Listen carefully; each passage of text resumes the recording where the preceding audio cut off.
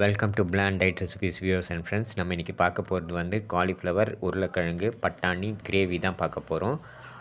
இதுக்கு வந்து அரை ஸ்பூன் கடுகு, ஒரு ஸ்பூன் சீரகம், ஒரு ஸ்பூன் உளுத்தம்பருப்பு, ஒரு ஸ்பூன் கடலைப்பருப்பு, 1 1/2 ஸ்பூன் வந்து மணத்தக்காளி வத்தல் போட்டுட்டு 1 1/2 ஸ்பூன் எண்ணெய் ஊற்றிட்டு கடுகை நல்லா பொரியிற வரைக்கும் வெயிட் பண்ணலாம். மீன்வைல் என்னோடய சேனல் பேர் வந்து பிளாண்ட் டைட் ரெசிபீஸ். என்னோடய சேனலை சப்ஸ்கிரைப் பண்ணுற எல்லா சப்ஸ்கிரைபர்ஸ்க்கும் ரொம்ப ரொம்ப ஹார்ட்டி தேங்க்ஸ். மீன்வைல் இந்த சேனல் எதுக்காகன்னு பார்த்தீங்கன்னா, காரம் மசாலா போடாமல் எண்ணெயும் ரொம்ப கம்மியான அளவுக்கு போட்டு அல்சர் பேஷண்ட், அப்புறம் வயிறு சம்மந்தப்பட்ட ப்ராப்ளம் இருக்க பேஷண்ட்காக தான் நான் இந்த யூடியூப் சேனல் ஸ்டார்ட் பண்ணது. அதுக்காக தான் இந்த வீடியோவும் போடுறது. இப்போ வந்து கடுகு பொரிஞ்சிடுச்சு.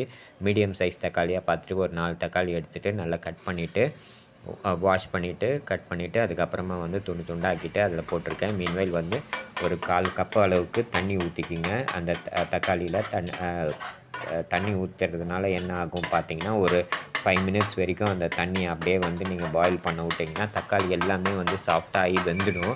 அதுக்கப்புறம் நீங்கள் வதக்க ஆரம்பிச்சிங்கன்னா உங்களுக்கு அதிகப்படியான எண்ணெய் ஊற்றி வதக்கணுன்ற அவசியம் இருக்காது. அதனால தான் நான் வந்து இந்த மாதிரி மெத்தட் ஆஃப் பண்ணேன். எனக்கு கரெக்டாக சூட் ஆகுது. நீங்களும் ட்ரை பண்ணி பாருங்கள். மீன்வைல் நான் வந்து கருவேப்பிலை எல்லாம் ஆட் பண்ணிக்கிறேன். இப்போது ஆட் பண்ணி முடிச்சுட்டு அந்த தண்ணி கொஞ்சம் சுண்டி வர்ற அளவுக்கு அது நல்லா பாயில் ஆகட்டும். அப்போ தான் வந்து அந்த தக்காளி வந்து நல்லா வெந்து நல்லா ஈஸியாக வதக்கிற பக்குவத்துக்கு வரும். அப்போ வந்து நம்ம வதக்க ஸ்டார்ட் பண்ணோம்னா ஈஸியாக முடிஞ்சிடும். மீன்வைல் நான் இந்த டைப் ஆஃப் ரெசிபீஸ் வந்து அல்சர் பேஷண்ட்டுக்காக பண்ணுறதுனால உங்கள் ஃப்ரெண்ட்ஸ் அண்ட் ரிலேட்டிவ்ஸ் இல்லை உங்கள் நெய்பரில் யாருக்காவது வந்து அல்சர் ப்ராப்ளமோ இல்லை வயிறு சம்மந்தப்பட்ட எந்த பிரச்சனையும் இருந்தாலும் அவங்களுக்கு வந்து இந்த வீடியோவை வந்து நீங்கள் ஷேர் பண்ணுங்கள். அவங்களுக்கு வந்து இது ரொம்ப உபயோகமாக இருக்கும். இப்போ வந்து நம்ம டெசிகேட்டட் கோகோனட் வந்து ஆட் பண்ணியிருக்கோம். ஒரு 3 to 4 ஸ்பூன்ஸ் ஆட் பண்ணிவிட்டு அதை வந்து அந்த தக்காளி கிரேவியோடு நல்லா கலந்து விட்டுக்கலாம். கலந்து விட்டதுக்கப்புறமா பிரெட் கிராம்ஸ் ஆட் பண்ணியிருக்கேன். பிரெட் கிராம்ஸ் போட்டுட்டு அதுவும் ஒரு 3 4 ஸ்பூன்ஸ் போட்டுட்டு அதையும் இந்த தக்காளி கிரேவியோடு நல்லா ஆட் பண்ணி கலந்து விட்டுடுங்க. நல்லா மிங்கிள் ஆகிற மாதிரி நல்லா கலக்கிற மாதிரி கலந்து விட்டுட்டிங்கன்னா அது நல்ல டேஸ்ட் அண்ட் ஃப்ளேவர் கொடுக்கும். அதுக்கப்புறம் இப்போ கொத்தமல்லி போட்டுட்டு அதையும் கலந்து விட்டுட்டேன். கலந்து விட்டதுக்கப்புறமா வந்து இப்போ நம்ம அடுத்த ஸ்டெப் ஆஃப் ப்ரொசீஜர் போகணும். அடுத்த ஸ்டெப் ஆஃப் ப்ரொசீஜர் என்னென்னு பார்த்தீங்கன்னா, பட்டாணி போட்டுட்டு கலந்துட்டு அதுக்கப்புறமா வந்து பட்டாணி, உருளைக்கிழங்கு இப்போ 2த்தையும் ஆட் பண்ணியிருக்கேன். 2த்தையும் ஆட் பண்ணிவிட்டு அதையும் கலந்து விட்டுக்கலாம்.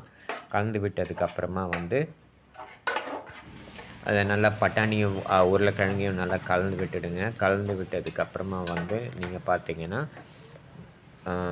அந்த கிரேவி எல்லாமே வந்து கரெக்டாக மிக்ஸ் ஆகிருக்கான்னு ஒரு தடவை செக் பண்ணிக்கோங்க. செக் பண்ணிவிட்டு தேவையான அளவுக்கு தண்ணி பிடிச்சிக்கிங்க. தேவையான அளவுக்கு தண்ணி பிடிச்சிட்டு லிட்டு போட்டுட்டு, ரொம்ப கம்மியான அளவுக்கு தண்ணி இருந்தால் போதும், லிட்டு போட்டு மூடிட்டு ஹை ஃப்ளேமில் வச்சு 4 விசில் வச்சு எடுத்துக்குங்க. 4 விசில்ன்றது உங்கள் பக்குவத்துக்கு தகுந்த மாதிரி. பட்டாணி எந்த அளவுக்கு உங்களுக்கு சாஃப்டாக வேகணும்னு நினைக்கிறீங்களோ 5 6 விசில் கூட வச்சுக்கலாம். வச்சதுக்கப்புறமா பார்த்தீங்கன்னா இப்படி தான் இருக்கும். கொஞ்சம் தண்ணி அதிகமாக இருக்கிறதுனால நான் இப்போ சுண்ட வைக்கிறேன். மீன்வைல் இந்த சேனல் வந்து பார்த்தீங்கன்னா எல்லாமே காரம் இல்லாத ரெசிபீஸ் தான் நான் ரெடி பண்ணி டெய்லி போடுறேன். இது வந்து வயிறு சம்மந்தப்பட்ட ப்ராப்ளம் இருக்கிற பேஷண்ட், அல்சர் பேஷண்ட்டு, அப்புறமா லிவர் ப்ராப்ளம் இருக்க பேஷண்ட்டு, அப்புறமா வந்து டெலிவரி ஆஃப்டர் டெலிவரியில் வந்து பார்த்திங்கன்னா விமென்ஸ்க்கு எல்லாருமே 7லேருந்து 10 நாள் வரைக்கும் பத்திய சாப்பாடு தான் சாப்பிட சொல்லுவாங்க. அவங்க கூட இந்த மாதிரி டயட் வந்து ரெசிபீஸ் வந்து பண்ணி சாப்பிட்லாம். அப்புறம் கிட்ஸுக்கு யாருக்காவது காரம் பிடிக்கல அப்படின்னா அவங்க கூட வந்து இந்த டைப் ஆஃப் ரெசிபீஸ் நீங்கள் பண்ணி கொடுக்கலாம். அதே மாதிரி போஸ்ட் ஆப்ரேட்டிவ் கேரில் இருக்கிற பேஷண்ட் வந்து சர்ஜரி முடிஞ்சதுக்கப்புறம் 7லேருந்து 10 நாள் வரைக்கும் அவங்களும் கூட காரம் அதிகம் இல்லாமல் பத்திய சாப்பாடு தான் சாப்பிட சொல்லுவாங்க. அந்த மாதிரி பேஷண்ட்டுக்கு கூட நீங்கள் இந்த மாதிரி ரெசிபீஸ் வந்து ரெடி பண்ணி கொடுக்கலாம். இப்போ வந்து நான் அந்த வேகும் போதே அந்த பாயில் பண்ணி தண்ணி வந்து அதிகமாக இருக்கிறதுனால இப்போ சுண்ட வைக்கிறேன். சுண்ட வைக்கும் போது அடிக்கடி கலந்து விடணும். இல்லைன்னா வந்து அடியில் வந்து அப்படியே உங்களுக்கு பிடிச்சிக்க ஆரம்பிச்சிடும், அடி பிடிக்க ஆரம்பிச்சிடும். ஸோ அதனால் வந்து அடிக்கடி இந்த மாதிரி கலந்து விட்டுக்குங்க. கரண்டி இருந்ததுன்னா அதுலேயும் கலந்து விட்டுக்கலாம். ஸோ தட் வந்து அடியில் வந்து அடி பிடிக்காமல் இருக்கும். உங்களுக்கு அப்படியே எந்த வித ப்ராப்ளமும் இல்லாமல் க்ளீனாக நீட்டாக வர மாதிரி இருக்கும். ஸோ அடிக்கடி வந்து கலந்து விடுங்க.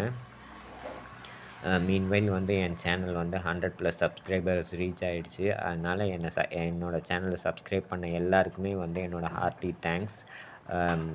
சப்ஸ்கிரைப் பண்ணுற எல்லாருக்குமே வந்து நான் வைக்கிற ஒரே ஒரு ரிக்வெஸ்ட் என்னென்னா, உங்கள் நெய்பர்ஸ், ரிலேட்டிவ்ஸ், ஃப்ரெண்ட்ஸ் யாருக்கு வந்து அவங்களுக்கு அல்சர் ப்ராப்ளமோ இல்லை வயிறு சம்மந்தப்பட்ட ப்ராப்ளம் இருந்ததுன்னா இந்த சேனலை தயவுசெய்து அவங்களுக்கு வந்து ஃபார்வர்ட் பண்ணுங்கள். அவங்களுக்கு இது ரொம்ப ஹெல்ப்ஃபுல்லாக இருக்கும். ஏன்னா அவங்க ஒரே டைப் ஆஃப் ஃபுட் தான் சாப்பிடுவாங்க. வெந்த சாப்பாடு, அவிச்ச காய்கறி, அவிச்ச பருப்பு, அப்புறமா தயிர், இப்படி தான் டாக்டர் சாப்பிட சொல்லியிருப்பாரு. அப்படி இல்லாமல் இப்போ நான் சொல்கிற மாதிரி செஞ்சு சாப்பிட்டா கூட அவங்களுக்கு வயிறுக்கு எந்த ஒரு பிரச்சனையும் வராது. இப்போ வந்து காலிஃப்ளவர் நம்ம ஆட் பண்ணிக்கலாம். காலிஃப்ளவர் வந்து ஆல்ரெடி நான் வந்து உப்பு போட்டுட்டு ஒரு 10 மினிட்ஸ் 7 மினிட்ஸே போதும். 7 மினிட்ஸ் நல்லா ஒரு தண்ணியில் வந்து பாயில் பண்ண வச்சுட்டு அதுக்கப்புறமா வந்து இதில் ஆட் பண்ணியிருக்கேன். ஜென்டிலாக கலந்து விடுங்க. ஸோ தட் கிரேவி எல்லாம் அதில் மிங்கிள் ஆகிடும். ரொம்ப ஃபோர்ஸாக கலக்க வேணாம். ஏன்னா ஏற்கனவே காலிஃப்ளவர் வந்து 7 நிமிஷம் வந்து நான் பாயில் பண்ணியிருக்கோம்.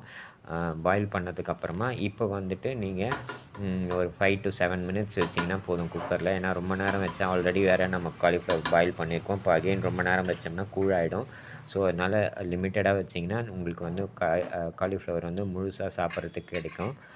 ஸோ இப்போ வந்து நல்லா கலந்து விட்டாச்சு. தண்ணியும் நல்லா சுண்டிடுச்சு. ஸோ இப்போ வந்து குக்கர் லிட்டு போட்டுட்டு எக்ஸாக்ட்லி 4 to 5 மினிட்ஸ் வந்து வச்சுட்டு நீங்கள் ஒரு விசில் வச்சாலும் சரி, இல்லை வைக்கலனாலும் பரவாயில்ல, 4 to 5 விசில்ஸ் வச்சிங்கன்னா போதும். நல்லா ரெடி ஆகிடும். திக்காக நல்ல கிரேவி நல்லா இருக்குது. நான் ஆல்ரெடி இந்த வீடியோ போஸ்ட் பண்ணும்போது நான் இந்த ரெசிபியை வந்து சாப்பிட்டு பார்த்தாச்சு. ரொம்ப நல்லா இருக்குது. ஸோ அதனால் நீங்களும் ட்ரை பண்ணி பாருங்கள். ட்ரை பண்ணிவிட்டு எனக்கு கமெண்ட் செக்ஷனில் கமெண்ட் பண்ணுங்கள். டெய்லி நான் போடுற வீடியோஸ் வந்து ரொம்ப கஷ்டப்பட்டு தான் போடுறேன். ஸோ அதனால் உங்களோட லைக், சப்ஸ்கிரிப்ஷன், அப்புறம் வியூஸ் இருந்தால் தான் என்னால் மேற்கொண்டு நல்ல புதுசாக வீடியோஸ் போட முடியும்.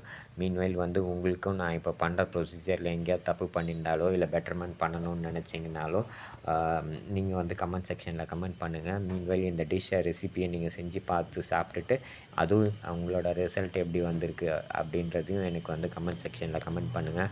அப்போ தான் என்னால் புதுசாக என்ன டைப் ஆஃப் ரெசிபிஸ் பண்ணலாம் அப்படின்ற மாதிரி யோசித்து என்னால் பண்ண முடியும். இப்போ வந்து விசில் வந்துடுச்சு, ரெடி ஆகிடுச்சு. Thank you viewers.